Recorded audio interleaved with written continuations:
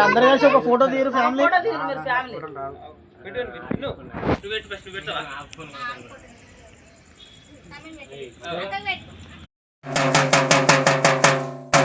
ఒడ్డరోళ్ళంతా సంఘాలు పెట్టుకోవాలయ్య ఊరూరుకో.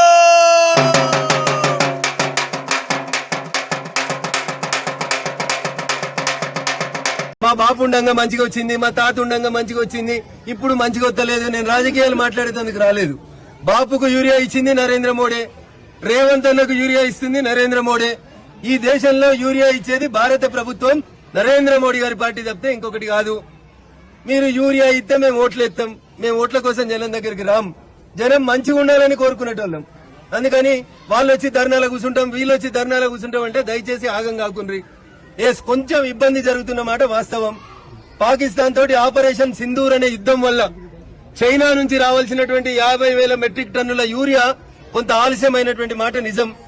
కలుగుతున్నటువంటి అసౌకర్యానికి మేము చింతిస్తా ఉన్నాం. టీవీలలో వార్తలు, పేపర్లలో వార్తలు చూసి బాబు ధర్నా చేయమన్నాడు, మా కాలంలో మంచిగా ఉందని తప్పుడు ప్రచారాలను నమ్మి ఎవరు ధర్నా చేయకండి దయచేసి.